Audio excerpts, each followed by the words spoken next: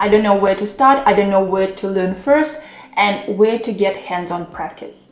What would I do if I could start over again? I get this kind of questions online and offline. Hi there, if you don't know me, I'm Natalia. I'm a Cloud and DevOps Engineer, and today I'll be sharing what I would learn and do to get where I'm now, but for a shorter time. For me, it's like a flashback, but for you, it might be a clear roadmap to reach the same results. I understand that everyone's learning abilities and life circumstances are different. Don't compare your progress to others. Instead, be kind to yourself. Remember, we reach our goals at our own pace, and that's perfectly okay. If you know someone who paved the path before you, follow them and study their route, because you can arrive much faster than they did. And now, let's dive in. We'll start by choosing a programming language. Some people say that you don't need to code.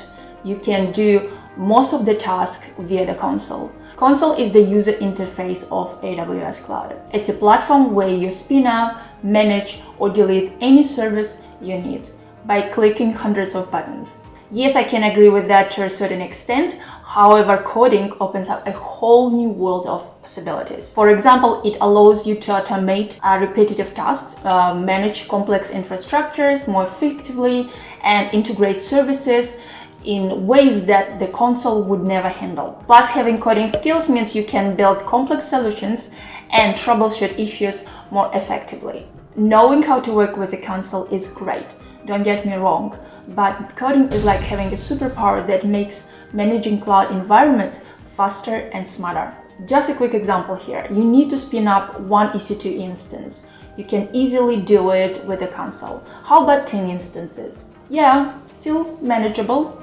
We can do it. How about 50 instances? This is where things get shaky and wonky with a console. Imagine starting each of those instances one by one. It's a real headache. So this is where coding really shines. By writing scripts or using infrastructure as code tools, you can automate the process, deploy all 50 instances in one go, and be sure they are configured consistently. It can turn a complex task into a few lines of code. While I was doing master, my primary language was Java. Did I choose it by myself? No. Would I choose Java if I would have other options? Yes, and it would be Python. Sorry, my Java lovers. Why Python? For me, Python is more friendly and versatile language. I think it's clean and simple syntax makes coding more enjoyable, and it's great for everything from automating tasks to handling complex data. Plus, it's widely used in cloud computing, and it has tons of libraries and frameworks that make life easier. So Python is your Swiss Army knife of coding. Next one, understanding how networks work, including concepts like IP addresses, DNS, and firewalls is crucial. Cloud computing often involves in configuring and managing networks, so having a grasp of these basics is important. For example, you want to set a website on the cloud. You'll need to make sure people can find it and access it. This means setting up a DNS, like an address book to the internet, to link your website name to the server's IP address. It's like the server's phone number. You also need to use firewalls to keep unwanted visitors out and make sure everything runs smoothly. Knowing these basics helps you to get your website up and running. I know lots of people are disappearing at this point, hope you're still there. So the next one, basic knowledge of operating systems, especially Linux, is important in AWS. It will help you understand and manage AWS infrastructure more effectively. To be perfectly honest, I wasn't a big fan of working with any OS during my university days. I thought it was boring and lacked visuals. I didn't know at the time that it's a fundamental skill in cloud computing. So my recommendation is to start developing this skill as early as possible to build a strong foundation for working with cloud and make your learning journey smoother than mine. I'll share some useful links in description section to work on this skill. Basic security principle. Learn about security fundamentals like encryption, access control, and identity management. In cloud computing, security is a major focus because virtually all sensitive information from our personal data to corporate and government records is stored and managed in the cloud.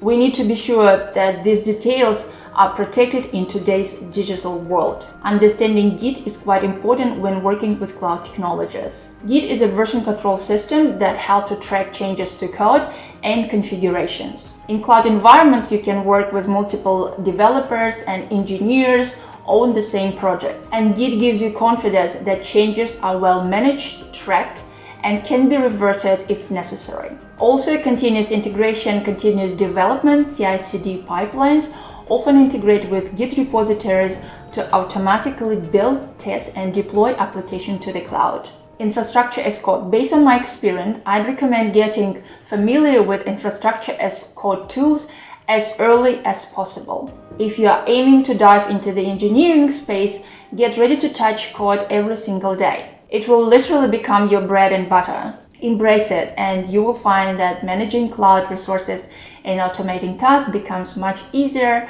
and more enjoyable. The next one would be to get your first cloud certification. If you are in the industry for quite a while, you probably know about the cloud services, but today we're discussing steps for people who have no idea what the cloud is, just graduated and want to start their cloud journey, or for people who want to transition to the cloud. Oh my god, I remember we had only 1 week of AWS Cloud in uni, and for me, honestly, it was like drinking from fire hose with all these abbreviations and weird names. By the way, AWS is very well known for that, just be aware. I was struggling to understand all these resources, how they communicate to each other, how to build something with them. Even if you're in technology for some time, it's a completely different concept and domain, and the way how everything works might be super confusing. After a while, I realized that cloud is not one piece of technology.